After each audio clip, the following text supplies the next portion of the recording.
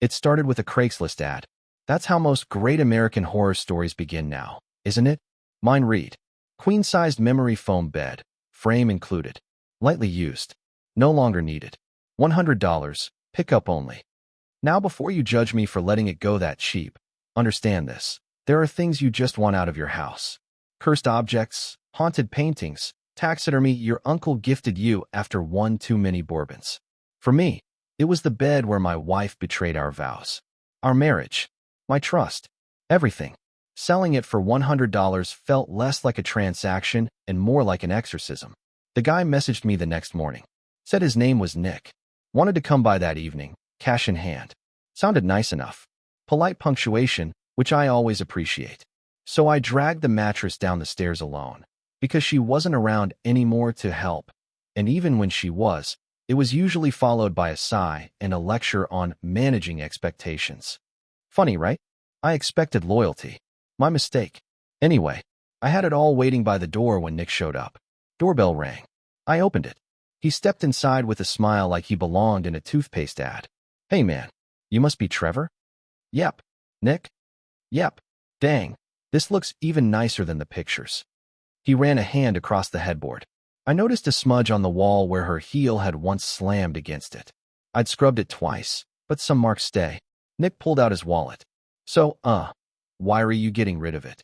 I hesitated, smiled, tilted my head like I was just now realizing how strange it sounded. My wife cheated on me in it. Nick froze. A millisecond too long. And that's when I saw it. The flicker in his face. The way his pupils tightened. The flush in his neck that rose just a tad too high. It wasn't just awkwardness. It was recognition. That's when it clicked. This wasn't just a buyer. This was him. Nick. The guy who, according to a text I should have never seen, was so much more adventurous than me. The one she met at the networking retreat. The same Nick whose cologne lingered in my house one Thursday morning when I came home early from a canceled conference and found her in a robe, breathless, claiming she'd just gotten out of the shower. She was dry. Her hair was done. And there were 2 mugs on the counter, neither of which were mine. At the time, I didn't have proof. But now proof was standing in my living room, smiling at a bed he had apparently already been in. To his credit, he tried to keep his cool, lifted the mattress, glanced around. Wow, sorry to hear that, man. People suck sometimes. Yeah, I said, folding my arms. They really do. The audacity of him trying to sympathize with me, like we were both just 2 guys hurt by the same woman. I wanted to laugh. I wanted to ask him if he remembered the scent of my detergent on her clothes, if he knew her middle name, if he'd ever once heard her snore when she was too tired to pretend she didn't. Instead, I helped him load the bed into his truck, because I had a different kind of revenge planned. Nothing violent, nothing illegal, just poetic. And oh, it was going to be delicious. So I helped Nick, my wife's extracurricular activity partner, carry the bed frame to his truck. Let me tell you, there's something strangely therapeutic about hauling furniture with the guy who wrecked your marriage. Every thud, every grunt, every awkward adjustment felt like a quiet form of justice. He didn't know I knew. Not yet. But I did. And that gave me the edge. Been with your girl long? I asked, halfway down the steps. He paused, just a second. Actually, it's kind of new. Figures. New enough to be exciting. Dangerous. Full of secrets and fake perfume laughs. The kind of relationship built on adrenaline and stolen time. We strapped the mattress down, and he handed me the cash. A crisp Benjamin, folded like a gentleman's apology. Appreciate it, he said, offering his hand. I shook it. Firm grip. No soul behind it. He got in his truck and drove off with the bed I used to sleep in for 6 years. The bed I bought after our wedding because she said the old one reminded her of her parents. Ironically, that one never hosted a betrayal. Just a bad back and some Netflix. I closed the door slowly. Locked it. Then I walked to the kitchen, poured myself a glass of her favorite white wine, and sat at the table where she used to half listen to me talk about my day. She'd nod, make a joke, maybe send a text under the table when she thought I wasn't looking. It was always him, I realized. Nick. I remembered the name from a contact saved under Nicole, work. Clever. I didn't catch it then. But now? Now I had the full picture. And I wasn't about to let it go quietly. See, here's where I should mention. I work in IT. Specifically, digital forensics. which means I know exactly how to recover deleted messages, photos, even location history. I also know how to set up an email chain to look like someone's been cheating on their taxes or selling private company data. It's not a skill I use often, but when I do, it's thorough. Now, I had no interest in ruining Nick's life out of blind rage. No, that'd be clumsy. Noisy. I wanted him to feel what I felt. I wanted the slow burn version. First step, I created a fake profile. Nothing crazy. Just enough. Used an old stock photo from a real estate site, a believable name, and some decent social engineering. Then I reached out to his company's HR department with an anonymous tip. Something vague. Just enough to stick. Subject, a concern about your employee, Nick. I included a couple of screenshots. One was a LinkedIn message where Nick bragged about crushing it on both ends, work and women. Another was a text between him and my wife where he called in sick to take her to a day spa on a Wednesday. His phone had synced with our cloud account before she wiped it, and I still had all the receipts. I signed it. A concerned acquaintance. Then I waited. While I waited, I mailed my wife the buyer's receipt for the bed. Just the receipt, folded neatly in an envelope with a sticky note that said, "Hope you two sleep well." She got it 2 days later. Called me in a panic. "Trevor, what is this?" "Oh, nothing. Just wanted you to know I finally got rid of that bed you liked so much." "Wait, what do you mean? Who did you sell it to?" "I think you already know." Dead silence. Then, she hung up. No follow-up. No apology. Just silence. Beautiful, guilty silence. Later that week, her sister texted me. "What the hell happened?" "She's freaking out." I didn't reply. Nick lost his job that month. Something about inappropriate conduct and compromised scheduling integrity. HR doesn't play games when you're using company time for extracurricular dating, especially when the receipts are printed in color. I never told him it was me. Didn't have to. I just watched from afar as two people who thought they'd played the fool ended up with their own parade of consequences. No shouting, no violence, no police reports. Just a clean, clever ending. And I slept like a baby that night. On a brand new mattress. One I bought for myself. Firm. Cold. And entirely mine. There's a certain peace that settles in once you've weaponized your grief into precision. I wasn't angry anymore. Not in that raw, white-hot way that makes you punch drywall or scream at traffic. No. I was surgical. Like a man who just cleaned his garage after 10 years of clutter and found the power drill he thought he'd lost to time and marriage. The morning after I sent that anonymous tip to Nick's HR department, I brewed a pot of coffee in total silence. No clattering spoons. No, you forgot the oat milk. No wife standing behind me, scrolling her phone and humming off-key like betrayal was a hobby. Just me, steam, and the soft click of satisfaction. But things didn't stop there. Nick? He wasn't the only one who needed to learn a lesson. I still had a full digital archive of her phone activity. Years of it, honestly. She'd synced everything to the cloud and never thought twice about it. That's the thing with people like her. They assume the cover story is all that matters. They never realize the breadcrumbs they leave for someone who knows how to follow them. So I started digging, not because I missed her, but because I was curious what else she'd gotten away with. Think of it as a post-game analysis. There were more Nicks. Not in name, but in type. At least 2 others. One was a gym trainer who used to send her voice notes. The other was a traveling consultant who apparently liked to call her Baby Wolf. Don't ask. I didn't. But what really got me? The calendar. There it was, her wedding anniversary, labeled Trevor's reminder. Just a notification, set to 5 minutes before dinner reservation. I laughed. Out loud. Alone in my kitchen. Because nothing says commitment like scheduling your love life, like a Zoom call. So I made a calendar entry of my own. One last move. See, Monica, the now ex-wife, had a birthday coming up. I knew the exact restaurant she liked. She'd gone there with Nick once. I had the photo. She was tagged in a post that she later untagged. Classic rookie move. So I made a reservation for 2. Under her name. Same time, same place. And I added a special request. Please bring out the cake with "Congrats on your engagement," written in chocolate. It'll be a surprise, winky face. Oh, and I used her personal email for confirmation. Because I still had access. Now here's where it gets delicious. You know how restaurants send those pre-reservation reminders? She got the email a day before. Called the place in a panic. They said, "But ma'am, you made the reservation yourself. You even asked for the cake." She tried to cancel. But by then, the cake had already been made. And I made sure a few of her closest friends accidentally received a group text that said, "Hey everyone, big surprise happening at Arlo's for Monica's birthday. Don't miss it." So they showed up, flowers in hand, confused, ready to cheer. And Monica? She walked in alone.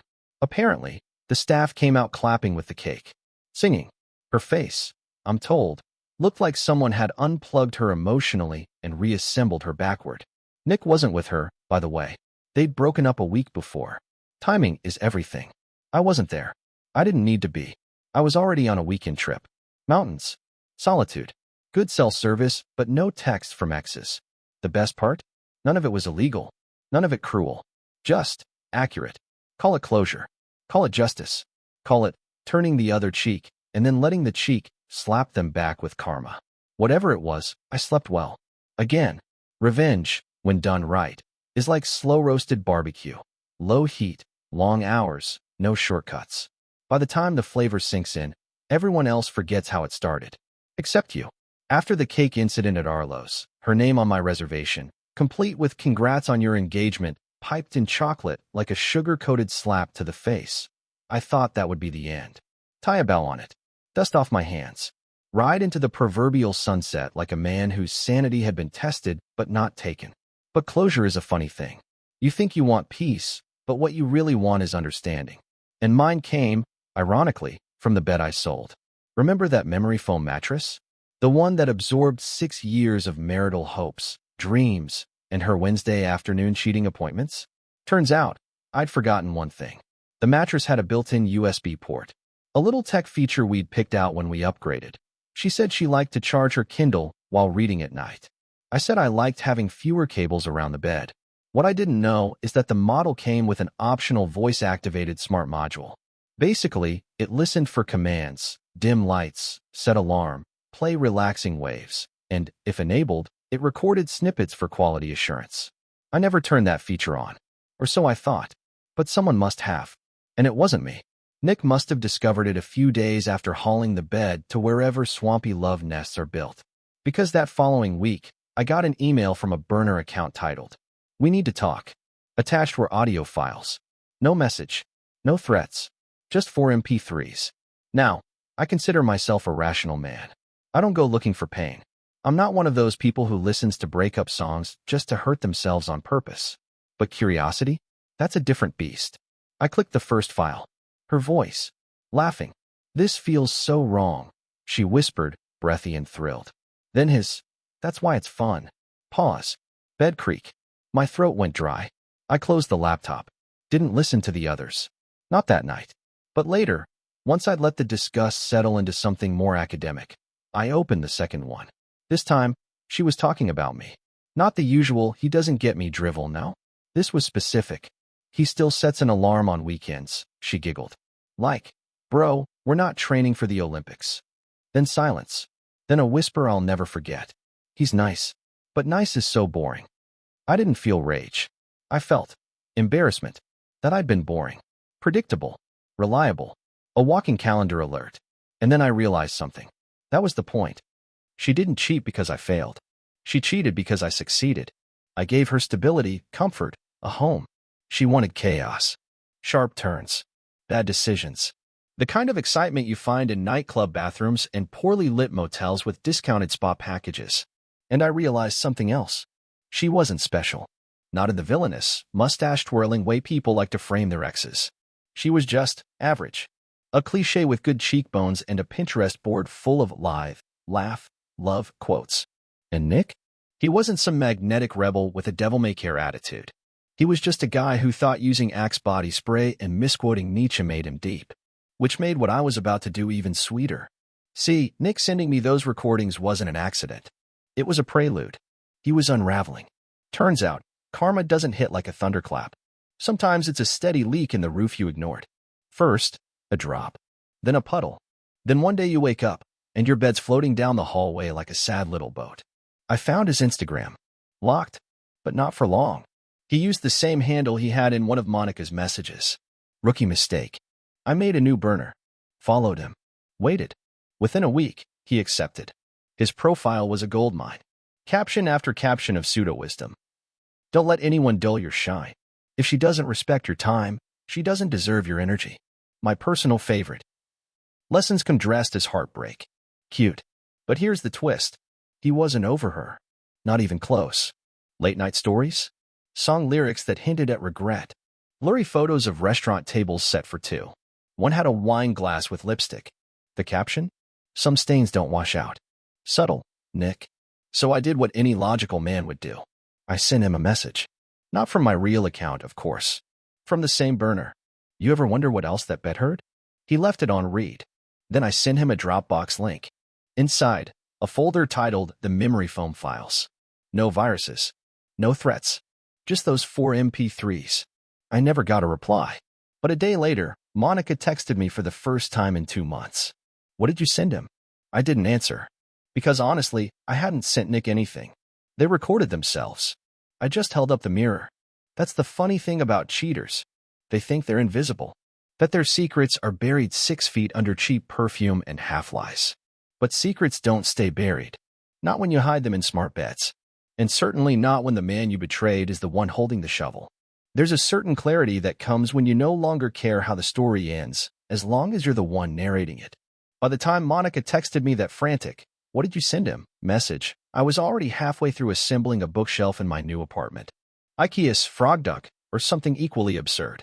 The kind with vague instructions and 3 extra screws you can never explain. But I liked it. Clean lines. No shared memories attached to the furniture. No lipstick-stained wine glasses. No sin of betrayal trapped in the upholstery. Just me, 4 walls, and silence I didn't have to explain. I didn't answer her text. Not because I didn't have a response. I had plenty. But there's something more powerful than a savage comeback. It's letting someone know they no longer get a seat at your table, even if they were once the one setting the napkins. Still, part of me wanted to know what was going on over on her end of the fallout. So I did what any emotionally mature, healing man does. I checked her public Venmo. And there it was, payment to @Nick with the bike, $45, for the new key unamused face. I almost choked on my coffee. She'd kicked him out. Or he'd left. Either way, someone lost the spare and needed a locksmith. Part of me wanted to send her $5 with a note for closure. But again, I was above it now. Mostly. But it did inspire me to do one last thing. Because while Nick was nursing his pride and probably quoting Drake lyrics into his bathroom mirror, and Monica was scrubbing her social media clean of couple photos like a crime scene cleanup crew, I had been working on something quietly. Something petty. Something beautiful. Remember that mattress? The one Nick bought for a steal after unknowingly sleeping with my wife on it? Well, I had kept one thing from it. A tiny, nearly invisible GPS tracker tucked into the lining of the frame. Not for revenge originally. Honestly, it was for safety back when Monica worried about break-ins and insisted we put trackers on everything just in case. She forgot about it, and I never removed it. That tracker? Still active. And it told me where the bed lived now. Small apartment complex across town. Unit 3B. Now, don't worry, I wasn't about to show up uninvited. This isn't that kind of story. But I was going to deliver something. A gift. For the happy couple, or whatever was left of them. I went online, created a dummy Cinder profile from a fake company. Rest assured Sleep Technologies. Logo and all. Set up a new Gmail. Typed up a professional-sounding letter. Dear valued Sleep Tech customer. We're contacting you as part of our limited warranty recall program. The model mattress you purchased in early April was identified as having an internal defect involving the Smart Audio Sleep Diagnostics chip, Model S 2020. While this module was not intended for public release, a small number of units were shipped with audio-activated testing software left engaged. We apologize for any inconvenience and would like to offer you a complimentary diagnostic scan and remote data cleanup to ensure your privacy and comfort.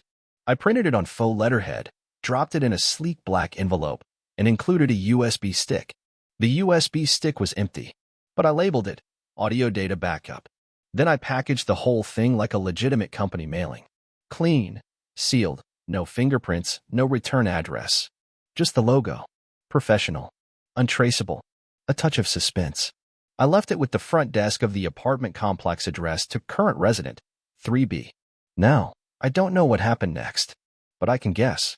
I imagine Nick opening the envelope, eyes narrowing, confused at first, then widening, then darting over to the bed like it had just whispered his name. I imagine him plugging in the USB stick, terrified and curious all at once, his mind racing. What did this thing here? What do they have on me? I imagined Monica finding the package later and asking, "What is this?" And I imagined them sitting in silence, staring at each other, each wondering what the other might have said when they thought they were alone. Paranoia is a parasite. You don't have to feed it much. You just have to let it in. I didn't need to follow up. I didn't need to actually record anything. That's the beauty of psychological revenge. If you plant the seed right, people water it themselves. And if you're thinking this was too cruel, too petty, maybe it was. But here's the thing. Monica made a decision. Not once. Not in a moment of weakness. But over and over again, in 100 small ways. Smirks, lies, absences, half-truths, and poorly hidden lipstick stains. She chose chaos when I offered consistency. She chose thrill when I gave loyalty. And Nick? He thought he was slick. That he'd won some secret contest. But winning a liar doesn't make you lucky. It makes you next. As for me, I slept well that night. In my new bed. No memory foam. No ghosts. No audio diagnostics. Just peace. And the sound of a man who knew. Finally, he was done being the punchline. 3 weeks of silence. That's how long it took before Monica finally showed up at my apartment. Not a text. Not a call. Not even a subtweet. Just silence. Like she was trying to figure out whether I was finished or just loading the next round. Then came the knock. 3 soft taps, like she wasn't even sure she should be there. I opened the door halfway. No chain. Just the same face I used to see every morning, now a little more tired, a little more smudged around the eyes, like life had stopped applying her filters. She didn't speak at first. Just stood there holding a manila folder and a reusable coffee cup like she was about to deliver a TED Talk and not the fallout of our marriage.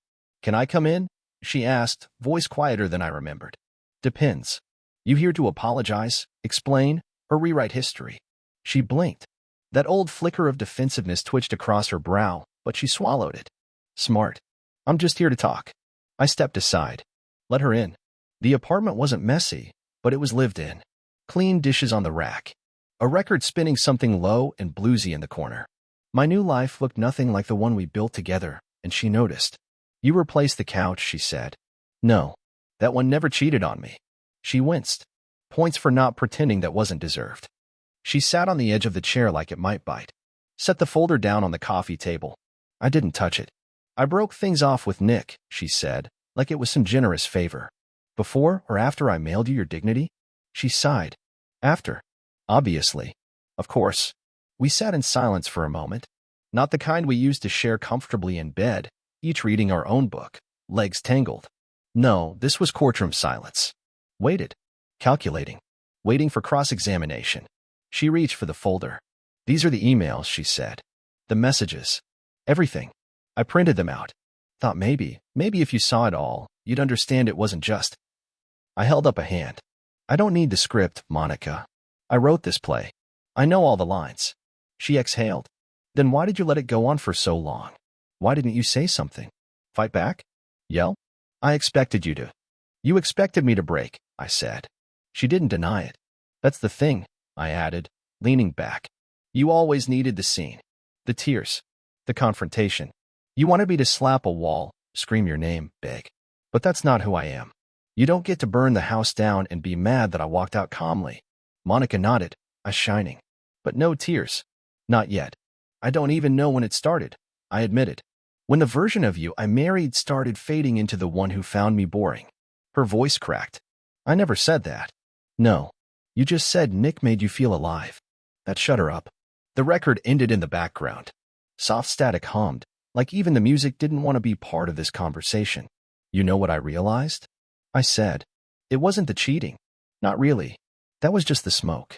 The fire was lit months earlier, when you started treating my presence like background noise. When your kindness turned into performance. When you stopped laughing with me and started laughing at me." Monica stared at the coffee cup in her hands like it might provide a rebuttal. "It didn't. I didn't know how to ask for what I needed," she finally said. "And I didn't know how to admit I was the one who changed." "No. You knew. You just didn't care. And that was the truth. That's what made it all sting less and ache more. She wasn't malicious. She was careless. And that's so much worse. Because if she had meant to hurt me, I could blame her. But when someone hurts you by accident over and over again, that's when you know you were never on their radar to begin with. She set the cup down. Stood. I don't expect forgiveness. I wanted to see if you were okay.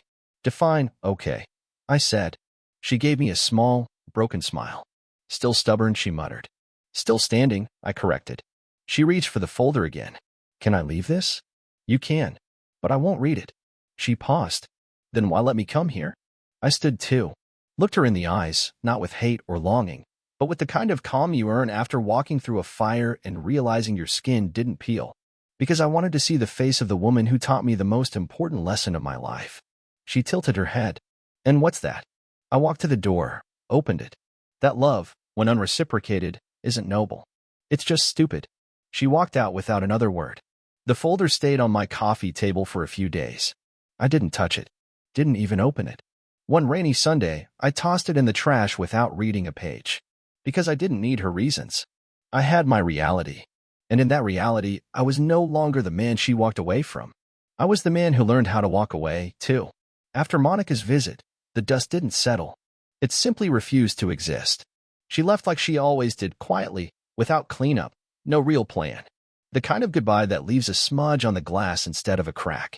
And me? I didn't fall apart. I went to work. I did my laundry. I learned how to cook one decent pasta dish from scratch. Progress. But there was something still hovering above it all, an itch that didn't quite reach the skin. Closure, they say. But closure is a luxury for people who still need answers. I didn't. I had my facts. What I wanted now was the last word. Not to her. Not to Nick. To myself. So I started writing. Not letters. Not poems. Just fragments. A memory of the time she burned pancakes on our first morning in the apartment and cried like it was a sign. A line she once said, "You're too safe. It's like you don't believe anything bad can happen." A snapshot of the way she used to fiddle with her earrings when she lied. I wasn't writing to grieve. I was building a case. Not against her. For me. So that when I started forgetting who I had been in that marriage, I could go back and remember, you weren't crazy. You were just ignored. It happened on a Thursday. My phone rang while I was reorganizing my bookshelf, a very bachelor move. I know, but this time, I wasn't running from ghosts. I was creating space. The screen lit up. Nick C. I smiled. Because of course he still had my number. I let it ring. Then again. Then I answered. Trevor. Nick, I replied, folding a receipt between pages as a bookmark. You win, he said flatly. Wasn't a game. I know. But still, you win. I leaned against the shelf. She lied to you too? He laughed. The kind of bitter laugh you don't usually hear outside of ashtrays and divorce papers. She told me you were cold. That you didn't fight for her. That you were already gone before I showed up. I said nothing. She forgot to mention the part where she cheated on you while sleeping in your bed. Twice, actually. He exhaled. You put that letter in our mailbox? Nope. But I wish I had. Silence. I'm leaving, he finally said. I'm moving to Denver. I nodded. Get yourself a new bed this time. Click. I ran into Monica again. Not on purpose. Not dramatically. Grocery store. Aisle 4. She was holding a bottle of olive oil and looking at the label like it might grant her a second chance. She saw me before I saw her. I turned, and she was just there. Frozen. She smiled. The small, guilty kind. The hi I used to know you kind. I nodded. She stepped closer. You look good. I shrugged. That's what peace does to a person. She laughed quietly. Still sharp. Still healing. She didn't ask about Nick. She knew better. Instead, she said, do you ever think it could have worked out? I looked at her. Not the woman who cheated. Not the woman who lied. Just a human being who made 1,000 wrong turns and hoped the GPS still worked. No, I said. But I think I finally figured out why it didn't. Her eyes asked, so I gave her the answer. You wanted someone exciting. I wanted someone consistent. Neither of us were wrong. We were just stupid enough to think we could have both. She nodded slowly. Are you happy now? I smiled. I'm becoming. That was the last time I saw her. I sold the apartment a month later. Moved 2 hours north, near a lake where the fog rolls in like it's late to a meeting. Bought a small house. 1 bedroom. Big window facing the trees. No memory foam. No tracker. No shared calendar reminders. I didn't run. I rebuilt. In a town where nobody knew I used to be the guy who got cheated on. Here, I'm just Trevor. The man with the quiet porch. The man who always tips extra at the diner. The man who walks to the end of the pier every Sunday with coffee in hand and never answers his phone before noon. People ask why I left the city. I tell them the truth. Too much noise. But really, I left because I'd finally said everything that needed saying. To her. To him. To myself. The last move wasn't petty. It wasn't loud. It was peaceful. The kind of peace that feels earned. The kind that comes after the storm. The kind that whispers, "You didn't lose. You let go." And that's the cruelest revenge of all.